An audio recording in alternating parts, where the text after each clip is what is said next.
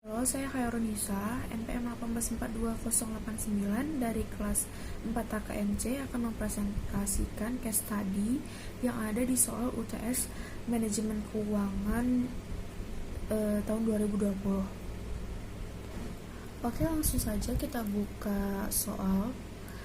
Di sini ada diketahui initial investmentnya itu 1.800.000. Dan di sini juga ada following information. Nomor 1 itu relevant fixed cost are forecast to be 150.000 ya. Jadi per tahunnya itu fixed cost-nya itu 150.000. Jadi tahun pertama 150.000, tahun kedua 150.000 dan seterusnya. Selanjutnya informasi kedua, sales dan production volume are the same. Jadi sales dan produksinya itu sama dan tidak ada finished good yang tersisa. Yang ketiga, the corporation tax rate is 22% per year. Jadi kita dikenakan pajak 22% per tahun. Dan kita ini bayar pajaknya itu di tahun depan. Ya, seperti itu. Selanjutnya informasi keempat, kita ada depresiasi 25% per tahun. Selanjutnya yang kelima, di sini kita punya inflasi. Ada inflasi. Jadi di soal ini selling price-nya itu akan berinflasi itu 4,2% per year. Kalau variable cost-nya itu 5% dan fixed cost-nya itu 3% per tahunnya. Jadi inflasi ini dia berakumulasi. Misalnya tahun pertama itu 4,2% dan tahun kedua itu 4,2% ditambah 4,2%, hasilnya 8,4% begitu. Informasi ke-6, selling price dan variable cost itu tetap sama. Dan informasi ke-7 itu kita tidak punya scrap value atau nilai akhirnya. Untuk yang nomor 8, investasi ini akan dipinjamkan ke bank sebesar 1.500.000 dan dikenakan bunga 10% per tahun. Selanjutnya informasi ke-9, WACC kita itu 12%. Jadi ini nyambung sama yang informasi ke-8 ya. Di informasi ke-8 maksudnya kalau misalnya yang di informasi ke-8 itu kan interestnya itu 10%. Jadi kan lebih kecil daripada yang WACC kita 12%. Jadi itu dihapuskan. Selanjutnya informasi ke-10, target payback of the proposed project itu 2,5 year. Jadi target payback kita 2,5 tahun atau 2,5 tahun.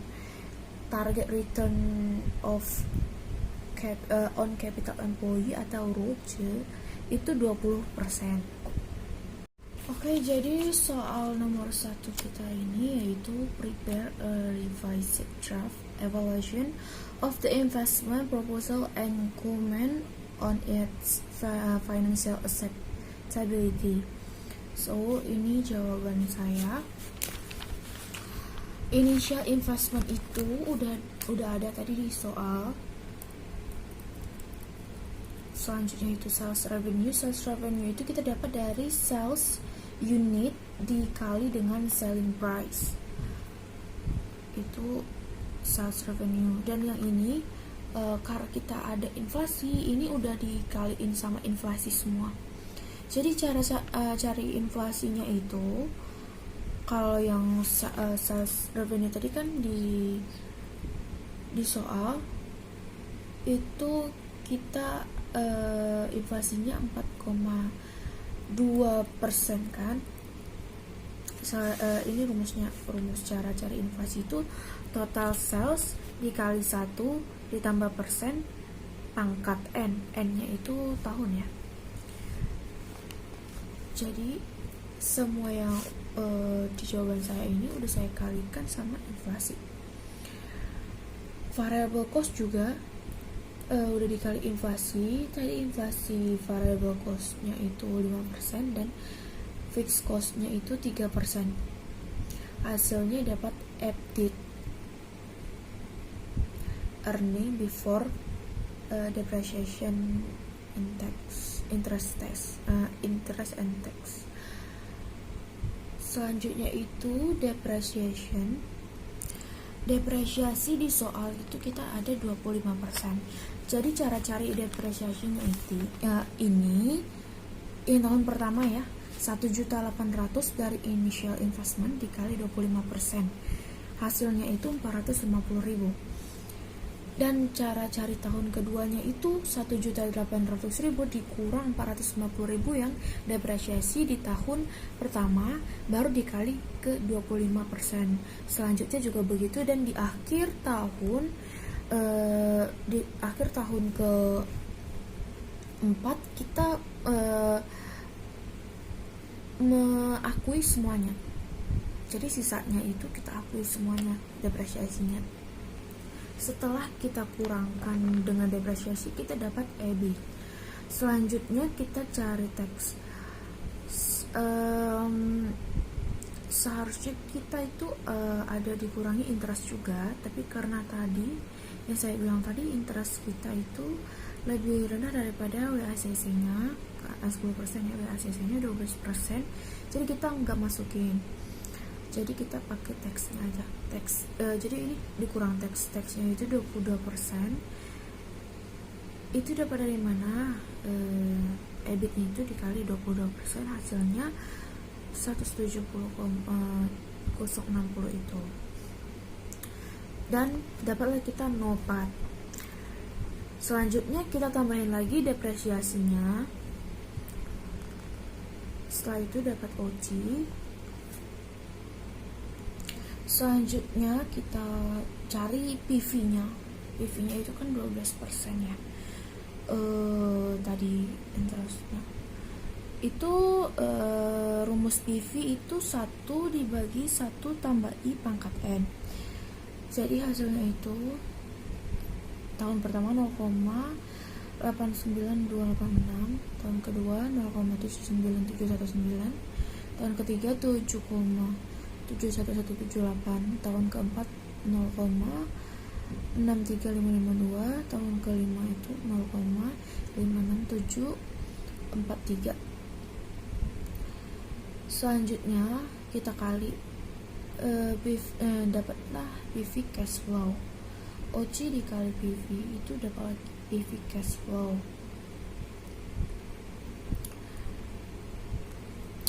NPV-nya kita dapat 2.508.550, itu didapat dari PV cash flow itu ditambah semua. Begitu. Karena NPV-nya menunjukkan positif, ini project bisa dijalankan, layak untuk dijalankan. Jika NPV kita negatif, project ini tidak mungkin bisa dijalankan. Selanjutnya pertanyaan kedua, explain any revision you have made to the draft evaluation in part A above. Jadi yang pertama itu sales revenue-nya itu pada tahun kedua, ketiga, dan keempat itu mereka cuma ngaliin inflasinya sekali aja. Seharusnya yang saya bilang tadi, rumus inflasi itu kan total sales dikali 1 ditambah persen pangkat N, dan persenannya itu harus ditambah setiap tahunnya. Jadi pas tahun kedua inflasinya itu juga dipangkat 2 kali itu. Sama halnya dengan variable cost-nya. Tahun kedua, 3 sama 4 juga nggak dipangkatin yang seharusnya dipangkatin.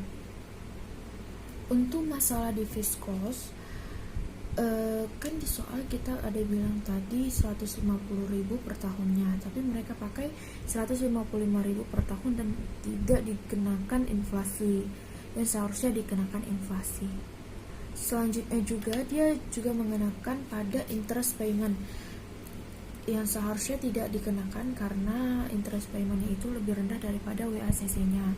Jadi kan interest paymentnya 10%, WACC-nya 12%, jadi nggak bisa dikenakan karena WACC-nya lebih tinggi daripada interest payment-nya, tapi mereka kenakan. Selanjutnya pada depresiasi, Jadi mereka menggunakan straight line method yang 1.800.000 itu dikali 25%, itu per tahunnya mereka sama. Bukan straight line method ya. Pokoknya mereka di depresiasinya itu pada tahun pertama, dan itu dilakukan juga pada tahun kedua, ketiga, dan keempat. Seharusnya itu mereka menggunakan reduction balance basis yang di tahun keduanya 1.800.000 itu dikurang dulu sama 450.000-nya, baru dikali ke 25%, tapi mereka tidak melakukannya. Selanjutnya nomor 3, please help company to evaluate the investment using payback period and ROI. Comment on its acceptability. Yang pertama itu ini payback period. Jadi kita gunain angkanya OG sama initial investment. OG tahun pertama 1.223.000, OG tahun kedua 1.062.215, tahun ketiga 1.967.843, tahun keempat itu 1.814.869, tahun kelima itu minus 324.729. Jadi cara-carinya itu pada tahun kedua 1.800.000 dikurang 1.223.223.000 itu dari tahun pertama, dibagi dengan OC tahun kedua yaitu 1.062.215, hasilnya 0,5432 dikali 12 bulan, hasilnya itu 6,5, kita bulatin jadi 7 bulan. Jadi pada tahun pertama itu udah kita anggap sebagai payback period kita. Jadi pada 1 tahun 7 bulan itu kita menerima kembali modal yang kita setorkan 1 tahun 7 bulan. Jadi kesimpulannya di perhitungan payback ini kita bisa mengambil project ini karena estimasi kita di awal tadi itu di soal estimasi kita itu 2 tahun 6 bulan. Pas kita cari di payback period itu kita bisa balik modal itu 1 tahun 7 bulan, dan itu kita bisa pakai project ini. Selanjutnya itu kita ada cari ROCE berdasarkan initial investmentnya itu. Rumus ROCE yaitu average NOPAT dibagi initial investment. Average NOPAT itu ditambah semua dibagi 5 karena ada 5, dibagi sama initial investment, hasilnya 0,4381 diubah ke persen jadi 43,81. Yang kedua itu berdasarkan average investment 788.640 dibagi 900.000 sama dengan 0,8762 dijadiin persen yaitu 87,62%. Menurut Roce juga project ini boleh untuk dijalankan karena estimasi kita itu 20% ya yang Roce-nya, tapi ini udah melebihi yaitu 43,81% dan 87,62%. Selanjutnya soal nomor 4, calculate the sensitivity of sales revenue and initial investment and comment on it. Ini jawaban saya. Revenue ambil dari angka yang di atas tadi 2.474.750 ini per tahunnya ya.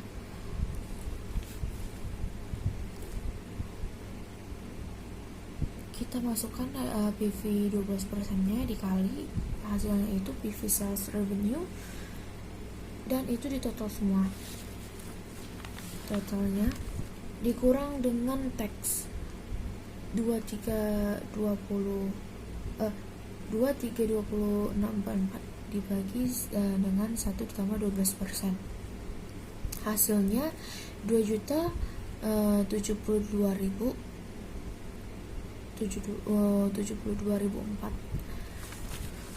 Dapatlah sales after tax-nya 8.476.380. Sensitivity rumusnya itu NPV dibagi sales after tax sama dengan NPV-nya 2.508.550 dibagi dengan 8.476.380, hasilnya 29,59%. Dijadiin persen. 29,59% ini sebagai patokan kita tidak boleh melebihi ini. Maka kalau kita melebihi atau mengurangi kurang dari 29,59% itu NPV kita akan bermasalah. Selanjutnya itu sensitivity initial investment. NPV dibagi initial investment 2.508.550 dibagi 1.800.000, hasilnya itu 139,36%. Jika kita kurang dari 139,36%, maka akan berdampak negatif pada sensitivitas initial investment kita, itu capital rationing. Jadi perusahaan ini termasuk kategori soft capital rationing karena sebenarnya perusahaan ini mampu untuk meminjam uang tetapi tidak mau, jadi dia termasuk dengan soft.